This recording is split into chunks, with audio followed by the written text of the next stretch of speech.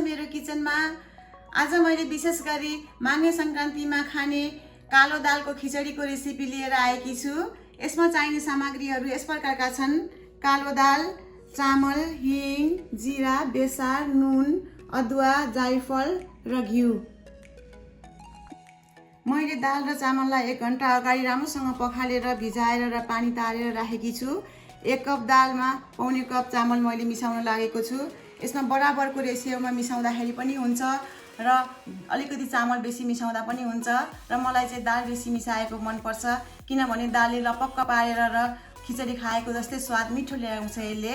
र अब म कसरी बनाउँछु भनेर देखाउँदैछु। भाँडालाई मिडियम हिटमा तताउने र अब भाँडा तातेपछि म यसमा घिउ राख्दैछु। 3 टेबल स्पुन घिउ राखेँ मैले।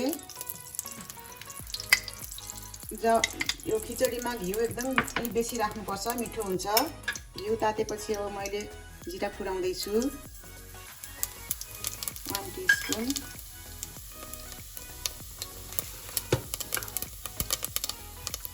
अब जिरा फुरेपछि मैले अलिकति हिङ राख्दैछु।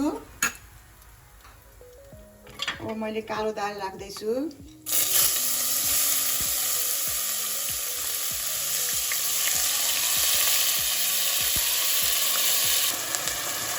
र अब मैले चामल पनि राख्दैछु यसैमा।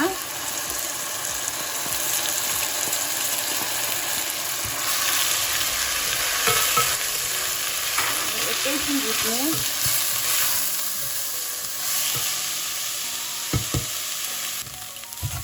यसलाई 30 सेकेन्ड जति भुटेपछि अब म यसमा नुन राख्दैछु।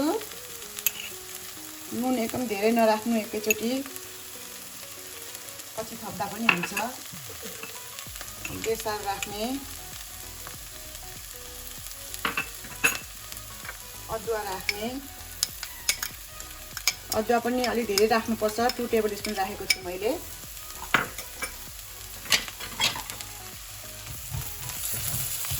राम्रोसँग चलाएर पानी राख्ने।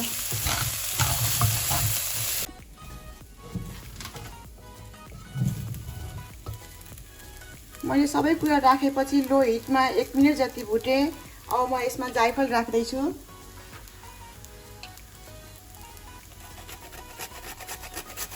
अलिकति कोरेर राख्नुपर्छ, जायफलले एकदम राम्रो गर्छ शरीरलाई। मैले 1/2 टिस्पुन जति राखेँ। अब म यसमा पानी राख्दैछु।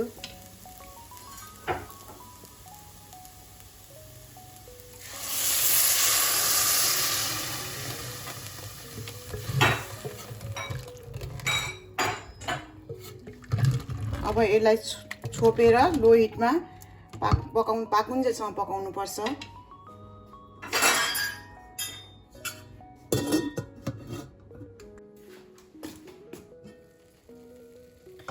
यसरी पानी सुकेर हाम्रो खिचडी लपक्क भएर पाकेको छ।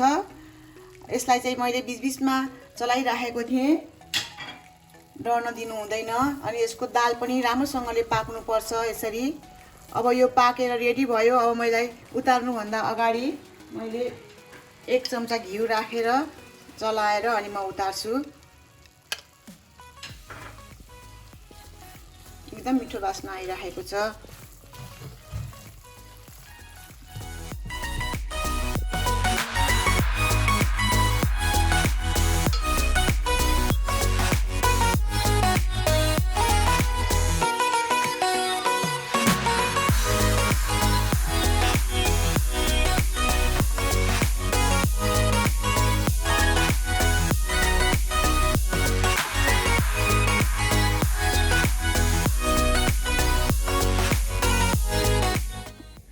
खिचडी पनि बनेर रेडी भयो।